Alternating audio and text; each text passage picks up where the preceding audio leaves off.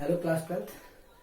आज हम एमीन के जो भौतिक गुण हैं उनके बारे में बात करने वाले हैं। कल हमने इससे पहले एमीन के निर्माण की जो विधियां थी उन विधियों के बारे में पढ़ा था। आज हम उसी से थोड़ा आगे बढ़ते हैं, जिसमें हम एमीन के जो भौतिक गुण हैं उनके बारे में पढ़ेंगे। और इस वीडियो में हम एक तो सबसे पहले एमीन की जो फिजिकल प्रॉपर्टीज होती है उनके बारे में बात करेंगे। सेकंड, हम उसमें एमीन की जो क्षारीय प्रवृत्ति होती है, जो बेसिसिटी है, उसके बारे में डिस्कस करेंगे कि कौन सी एमीन ज्यादा क्षारीय होती है।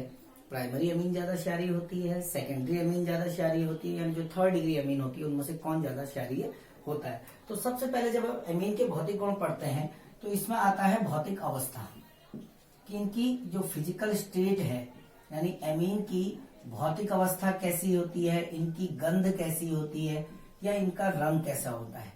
तो हम इन तीन चीजों के बारे में पढ़ेंगे कि जो एमीन है उनकी फिजिकल प्रॉपर्टी, कि वो सॉलिड होते हैं, लिक्विड होते हैं या गैस होते हैं, ठीक है ना। तो इसमें होता क्या है कि जो आपके लोअर एमीन्स हैं, जो निम्न एमीन्स होते हैं जिसमें कार्बन की संख्या कम होती है, जैसे मैथेनामीन है, ठीक है ना। मैथेनामीन है, अगर हम प्राइमरी एमीन की बात करें तो मैथेनामीन हो गया, इसी में आपका डाइमेथिल एमीन हो सकता है, ठीक है ना।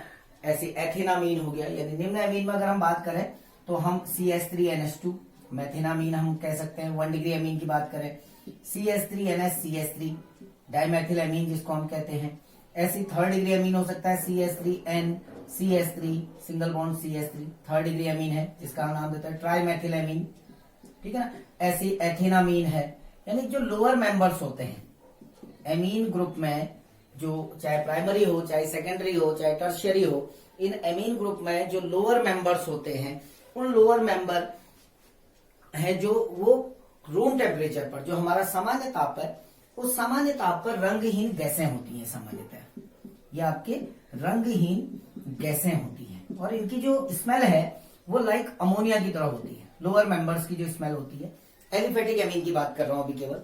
एलिफेटिक एमीन में जो लोअर मेंबर्स होते हैं, उन लोअर मेंबर्स की जो स्मेल होती है वो अमोनिया के रूप में होती है। और जो हायर एमीन्स होती है, यानी जिसमें नंबर ऑफ कार्बन इंक्रीज हो जाते हैं, ज्यादा कार्बन हो जाते हैं, उच्च एमीन की अगर हम बात करें तो सेकंड नंबर में जो हायर एमीन्स हैं, उच्च एमीन, वो आपके रंगहीन द्रव होते हैं। रंगहीन द्रव लिक्विड फॉर्म में होते हैं जो हायर मेंबर्स होते हैं। लाइक आपका अगर 5 कार्बन, 6 कार्बन, 7 कार्बन, 8 कार्बन, जैसे जैसे कार्बन के नंबर्स बढ़ते हैं वैसे वैसे क्या होता है कि गैस से द्रव में कन्वर्जन होने लगता है। वो मैंने आपको बताया है पहले भी कि द्रव गैस से लिक्विड में कन्वर्जन क्यों होता है, due to increase in inter molecular force, जिसको हम कहते हैं अंतरा आणविक बलों में वृद्धि के कारण इनकी भौतिक अवस्थाएं गैस से द्रव में परिवर्तित होते जाते हैं, ठीक है ना। अब मैंने आपको बता दिया कि जो लोअर मेंबर्स होते हैं, जो लोअर एमीन्स हैं, इनकी स्मेल जो होती है वो अमोनिया के लाइक अमोनिया की तरह स्मेल होती है।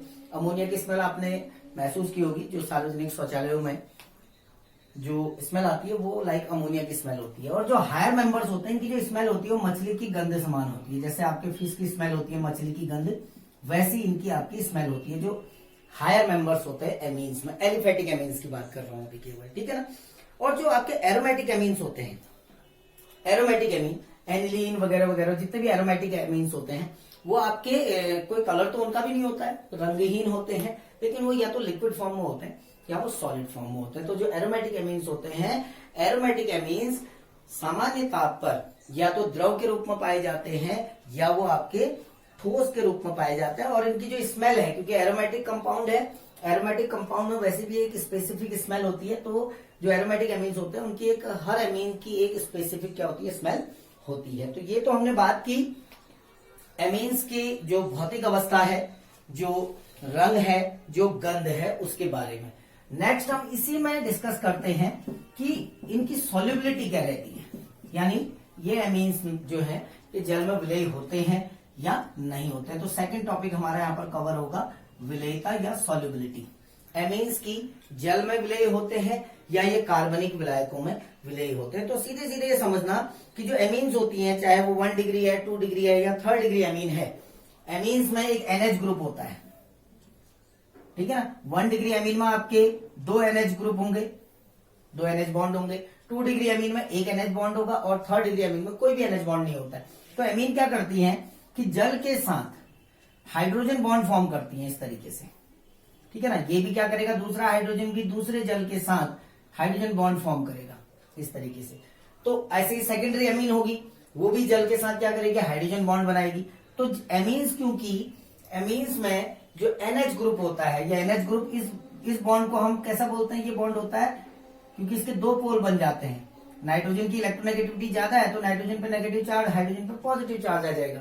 तो एक बॉन्ड ये है, एक बॉन्ड ये है, ठीक है ना। तो जल कैसा विलायक है, जल भी एक, जल की जो प्रकृति होती है, जल एक कैसा विलायक है, ध्रुवीय विलायक है। और ये जो NH बॉन्ड है ये भी कैसे प्रकृति का है, पोलर नेचर का है, ध्रुवीय प्रकृति का है। तो दोनों की प्रकृति जब समान होती है तो वो क्या होता है, ऐसे यौगिक जल में घुल जाते हैं। तो हाइड्रोजन जल के साथ, एमीन्स जो होती हैं वो जल के साथ हाइड्रोजन बॉन्ड फॉर्म करती हैं, जिसके कारण ये जल में विलेय मानी जाती है। अब ऐसा नहीं कि सारी एमीन्स जल में विलेय होती है, सामान्यतः ये माना जाता है कि 6 कार्बन से कम, यानी ऐसी एमीन्स जिसमें 6 कार्बन से कम कार्बन हो, जिन एमीन्स में 6 से कम कार्बन होते हैं वो एमीन्स सामान्यतः जल में क्या मानी जाती है, विलेय मानी जाती है। क्यों, जैसे जैसे कार्बन की संख्या बढ़ेगी तो हमारा एल्किल ग्रुप का आकार बढ़ेगा। ये सब हम पिछले चैप्टर्स में डिस्कस करते हुए आ रहे हैं, ठीक है ना। ये बॉन्ड कैसा है, इसका नेचर पोलर है ना। लेकिन जो R ग्रुप होता है ये नॉन पोलर कैरेक्टर होता है, इसका अध्रुवीय प्रकृति होती है। तो जैसे जैसे नंबर ऑफ कार्बन इंक्रीज होंगे पीछे को, यानी ये R की जो चेन है, एल्किल समूह की जो चेन है, ये चेन इंक्रीज होगी तो आपका नॉन पोलर कैरेक्टर बढ़ जाएगा, अध्रुवीय लक्षण बढ़ जाएगा। ध्यान से समझना, ये अध्रुवीय होता है। R ग्रुप आपका नॉन पोलर होता है, एल्किल ग्रुप जितने भी है वो सारे के सारे कैसे होते हैं, नॉन पोलर कैरेक्टर के होते हैं। और जो NH बॉन्ड है उसकी प्रकृति कैसे है, वो आपका उसका नेचर है, पोलर नेचर है। तो जब NH ग्रुप तो क्या करता है, जल के साथ हाइड्रोजन बॉन्ड बनाता है। अब R अगर अध्रुवीय प्रकृति ज्यादा होगी तो जल में विलेयता घटेगी, और जब अध्रुवीय प्रकृति कम होगी, यानी R ग्रुप में कम कार्बन होंगे, तो वहां पर क्या होगा, विलेयता बढ़ेगी। यानी जैसे जैसे नंबर ऑफ कार्बन इंक्रीज होते हैं वो जल में विलेय होने लगता है। इसीलिए जो मैथिनामीन है या जो एथेनामीन है, CH3NH2, मैथिनामीन या एथेनामीन CH3CH2NH2, इनको मार्केट में 30% सॉल्यूशन के रूप में बेचा जाता है। यानी अगर आप मैथिनामीन या एथेनामीन को आप देखोगे तो इनका जो सॉल्यूशन प्रिपेयर होता है वो 30% एक्वस सॉल्यूशन प्रिपेयर होता है। दैट मीन्स कि ये जल में विलेय होते हैं तभी तो सॉल्यूशन बनेगा 30%, यानी 30% आपका एमीन होगा उसमें और 70% आपका पानी होगा। तो मैथिनामीन और एथेनामीन क्योंकि जल में पूर्णतया लगभग विलेय होते हैं, इसलिए इनका जो मार्केट में जब ये आती है तो ये 30% जलीय विलयन के रूप में आती है, एक्वस सॉल्यूशन के फॉर्म में आती है। जैसे जैसे कार्बन बढ़ने लगते हैं, 6 से ऊपर कार्बन जाने लगते हैं, 7 कार्बन, 8 कार्बन, 9 कार्बन, तो वहां पर क्या होता है, विलेयता धीरे धीरे क्या होने लगती है, घटने लगती है। क्योंकि जो एल्किल समूह है वो एल्किल समूह जल विरोधी प्रकृति का होता है। ये समझना कि ये जो R ग्रुप है ये हाइड्रोफोबिक होता है, और ये जो NH ग्रुप है ये जल आकर्षी होता है, हाइड्रोफिलिक ग्रुप होता है। तो हाइड्रोफिलिक नेचर अधिक होगा तो जल में विलेयता बढ़ेगी, हाइड्रोफोबिक नेचर बढ़ गया तो जल में विलेयता घट जाएगी। एरोमेटिक एमीन्स जो होती हैं, अब ये तो एलिफेटिक की बात करी हमने, एलिफेटिक एमीन्स में क्या होता है, फिर दोबारा रिपीट कर रहा हूं कि 6 कार्बन से कम कार्बन वाली जितनी भी एमीन्स होती हैं वो जल में विलेय होती है और वो 30% सॉल्यूशन के रूप में बेची जाती हैं। लेकिन जैसे जैसे R समूह का आकार बढ़ेगा, क्योंकि ये हाइड्रोफोबिक है और अध्रुवीय प्रकृति का है, तो जैसे जैसे R ग्रुप यानी नंबर ऑफ कार्बन बढ़ेंगे 6 से ज्यादा, तो आपकी जल में विलेयता एलिफेटिक एमीन की क्या होने लगती है, घटने लगती है। ठीक है ना। एरोमेटिक एमीन जो होते हैं वो जल में बहुत ही अल्प विलेय होते हैं, क्योंकि एरोमेटिक एमीन क्या हुई, जिसमें बेंजीन रिंग होती है। मैंने आपको पहले भी बताया था कि बेंजीन रिंग जो है वो हाइड्रोफोबिक नेचर की होती है। तो एरोमेटिक एमीन सामान्यतः क्या है, NH2। अब ये NH2 के कारण, यानी ये जो NH बॉन्ड है ये तो जल के साथ हाइड्रोजन बॉन्ड प्रिपेयर करेगा। अब इस ग्रुप के कारण क्या होना चाहिए, जल में विलेय होना चाहिए। क्यों, क्योंकि जल के साथ क्या बना रहा है, हाइड्रोजन बॉन्ड बना रहा है। बट जो बेंजीन रिंग है इसका जो नेचर होता है वो हाइड्रोफोबिक होता है। हाइड्रोफोबिक यानी जल विरोधी प्रकृति का होता है, जिसको हम अध्रुवीय प्रकृति भी कहते हैं। तो अध्रुवीय प्रकृति ज्यादा है, ध्रुवीय प्रकृति कम है, इसके कारण जो एरोमेटिक एमीन है वो जल में बहुत कम विलेय होते हैं। सामान्यतया 100 ग्राम अगर आपके पास कोई एमीन है तो उसमें लगभग 3.6 ग्राम आपकी क्या बोलती है, एरोमेटिक एमीन, यानी इसकी विलेयता केवल 3.6 ग्राम पर 100 ग्राम होती है।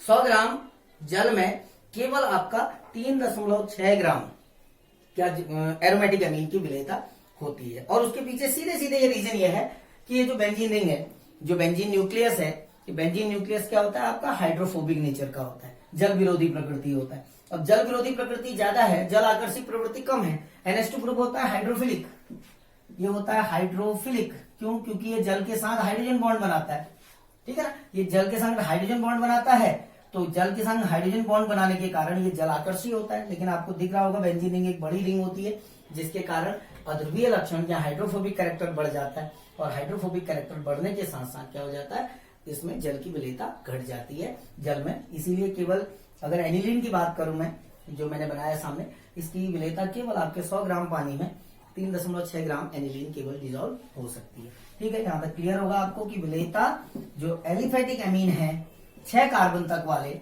वो जल में विलेय होते हैं क्योंकि वो जल के साथ हाइड्रोजन बॉन्ड फॉर्म करते हैं। लेकिन जैसे जैसे नंबर ऑफ कार्बन बढ़ते हैं, एलिफेटिक एमीन की जल में विलेयता घटने लगती है, क्योंकि कार्बन बढ़ने के साथ साथ क्या होता है कि अध्रुवीय लक्षण या जो हाइड्रोफोबिक नेचर होता है वो बढ़ जाता है।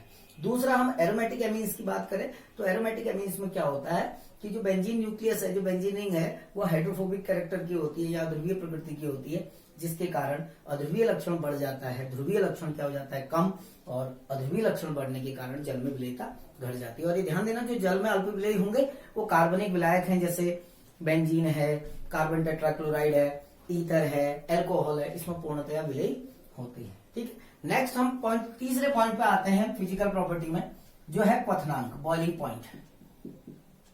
ठीक है ना, अब ये ध्यान देना, क्वथनांक में क्या होता है कि जो एमीन्स हैं, अब एमीन्स के जो बॉइलिंग पॉइंट होते हैं जनरली वो हाइड्रोकार्बन से तो कम होते हैं। अब मैंने आपको देखो बॉइलिंग पॉइंट में, जब मैं अल्कोहल, फिनॉल या अन्य जो हमने चैप्टर पढ़े थे ईथर वाले, वहां पर मैंने आपको एक पॉइंट बताया था कि जो बॉइलिंग पॉइंट है किसी भी कंपाउंड का, वो डायरेक्टली प्रोपोर्शनल टू होता है उसके मॉलिक्यूलर मास पे डिपेंड करता है। Molecular mass means number of carbon, क्योंकि कार्बन बढ़ेंगे तो मॉलिक्यूलर मास बढ़ेगा ना। तो बॉइलिंग पॉइंट जो होता है वो सीधे सीधे डिपेंड करता है मॉलिक्यूलर मास पे। अब ये नहीं है कि केवल मॉलिक्यूलर मास पे डिपेंड करता है, मैंने कहा मॉलिक्यूलर मास पे डिपेंड करता है, बट अदर फैक्टर्स भी होते हैं, बहुत सारे दूसरे भी ऐसे फैक्टर्स होते हैं जिन पर बॉइलिंग पॉइंट डिपेंड करता है। लाइक फंक्शनल ग्रुप पे डिपेंड करता है, क्या वो functional group hydrogen bond form करता है, बहुत सारे ऐसे रीजन है। जो इंटरमोलिकुलर फोर्सेस किस प्रकार के हैं, वंडरवाल फोर्सेस में भी बहुत सारे आते हैं, डाइपोल डाइपोल इंटरेक्शन आता है, तो कौन से टाइप का इंटरेक्शन है। लेकिन सबसे पहला जो फैक्टर होता है वो मॉलिक्यूलर मास पे डिपेंड करता है। दैट मीन्स अगर आपके पास दो कंपाउंड हैं ए एंड बी और इनके मॉलिक्यूलर मास सेम है, इसका भी एक्स है, इसका भी सेम एक्स है, तो इसकी बॉइलिंग पॉइंट भी सेम होने चाहिए। इनके बॉइलिंग पॉइंट भी क्या होने चाहिए, सेम, अगर कोई फंक्शनल ग्रुप नहीं है तो यहां पर क्या होता है कि जो एमीन्स है, एमीन्स में क्या होता है कि एमीन्स का जो बॉइलिंग पॉइंट होता है वो अपने समान अणुभार वाले हाइड्रोकार्बन से तो अधिक होता है। यानी एमीन का जो क्वथनांक होता है वो हाइड्रोकार्बन से तो अधिक होता है। हाइड्रोकार्बन मीन्स अगर किसी हाइड्रोकार्बन का मॉलिक्यूलर मास और एमीन का मॉलिक्यूलर मास अप्रोक्स सेम है तो एमीन्स का बॉइलिंग पॉइंट ज्यादा होगा। बट लाइक एल्कोहल और कार्बोक्सिलिक एसिड से कम होता है, कार्बोक्सिलिक एसिड से कम होता है। समझ रहे होंगे इसको कि एमीन का जो बॉइलिंग पॉइंट है वो अपने समान लगभग बराबर अणुभार वाले हाइड्रोकार्बनों से तो ज्यादा होता है, लेकिन लगभग समान अणुभार वाले अल्कोहल और कार्बोक्सिलिक एसिड से कम होता है। लाइक अगर मैं आपको एक एग्जांपल बताऊं, आपके पास मेथेनामीन है CH3NH2, मेथेनामीन CH3NH2, और इसका जो मॉलिक्यूलर मास है वो अप्रोक्स आप निकाल के देख लेना 31 आएगा, इसका मॉलिक्यूलर मास 31 है। और दूसरा एक हाइड्रोकार्बन होता है हमारा एथेन, एथेन देखो C2H6 होता है ना, एथेन का मॉलिक्यूलर मास निकालोगे तो 12 दूनी 24 और 36, तो दोनों के मॉलिक्यूलर मास तो अप्रोक्स सेम है, इसका 31 है, उसका कितना है 30 है। मॉलिक्यूलर मास सेम है तो बॉइलिंग पॉइंट सेम होना चाहिए, बट ऐसा नहीं होता, बॉइलिंग पॉइंट में बहुत सारा डिफरेंस आ जाता है। जो एमीन है मेथेनामीन, इसका जो बॉइलिंग पॉइंट होता है वो अप्रोक्स 265.5 केल्विन और इसका 184.5 केल्विन। अब देखो अगर इनके बॉइलिंग पॉइंट में आप देखोगे बहुत डिफरेंस आ गया, आया ना, जबकि मॉलिक्यूलर मास क्या है सेम। अब ये डिफरेंस किसका आया, इसमें एथेन में कोई भी इंटरमॉलिक्यूलर हाइड्रोजन बॉन्ड नहीं होते। देखो मैं बोर्ड पे पूरा लिख नहीं रहा हूं, आप समझते रहना इसको कि एथेन जो है एक नॉन पोलर कंपाउंड है। हाइड्रोकार्बन जितने भी होते हैं सारे के सारे नॉन पोलर होते हैं, अध्रुवीय होते हैं। तो जब अध्रुवीय होंगे तो हाइड्रोजन बॉन्ड तो बनेगा ही नहीं उनके बीच में, क्योंकि हाइड्रोजन बॉन्ड किसके बीच में बनता है? Hydrogen oxygen, hydrogen nitrogen and hydrogen and fluorine. तो यहाँ पर आपके इसमें ना तो ऑक्सीजन है, ना नाइट्रोजन है, ना फ्लोरीन है, तो यहाँ पर हाइड्रोजन बॉन्ड बनता नहीं है। लेकिन मेथेनामीन में क्योंकि नाइट्रोजन प्रेजेंट है और मैंने भी आपको बताया इसमें NH ग्रुप होता है, और इस NH ग्रुप के कारण, ये NH ग्रुप कैसी प्रकृति का होता है? पोलर नेचर का होता है। पोलर नेचर होने के कारण ये इंटरमोलिकुलर हाइड्रोजन बॉन्ड बनाते हैं। तो एमीन्स में, अब इसका पूरा हमारा निष्कर्ष क्या निकला कि एमीन्स में अंतः आणविक हाइड्रोजन आबंधन होते हैं, जिसके कारण इनका क्वथनांक अपने समान अणुभार वाले हाइड्रोकार्बनों से ज्यादा होता है, लेकिन अल्कोहल की तुलना में कम होता है। अगर हम अल्कोहल की बात करूं, अगर मैं अल्कोहल ले आऊं यहाँ पर एक CH3OH, मेथनॉल CH3OH, इसका अणुभार कितना होगा? 32 अप्रोक्स, निकाल के देख लेना। मेथनॉल का जो अणुभार होगा वो 32 होगा, और इसका जो बॉइलिंग पॉइंट होता है 333 केल्विन हो जाता है अप्रोक्स है, लगभग मान है।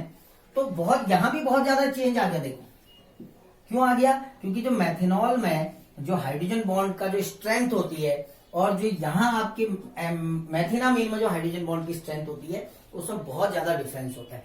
तो कुल मिला के हमारा जो निष्कर्ष निकला, जो कंक्लूजन निकला, वो क्या निकला कि एमीन का जो बॉइलिंग पॉइंट होता है वो अपने समान अणुभार वाले हाइड्रोकार्बन से ज्यादा होता है, लेकिन अल्कोहल की अपेक्षा क्या होता है? कम होता है। क्यों होता है? क्योंकि अल्कोहल्स में जो इंटरमोलिकुलर हाइड्रोजन बॉन्डिंग होती है वो बहुत ज्यादा स्ट्रांग होती है, जबकि जो एमीन्स होते हैं, चाहे को मेथिनामीन हो, एथिनामीन हो, कोई भी, उसमें जो हाइड्रोजन बॉन्ड होते हैं वो थोड़ा सा वीक होते हैं। ठीक, नेक्स्ट अब देखो, इसी में आते हैं कि अब 3 टाइप की एमीन्स है हमारे पास, 1 degree, 2 degree and 3rd degree. इनके भी बॉइलिंग पॉइंट अलग अलग होता है। देखो अगर मैं बात करूं 1 डिग्री एमीन की, 1 डिग्री एमीन क्या है? CH3NH2।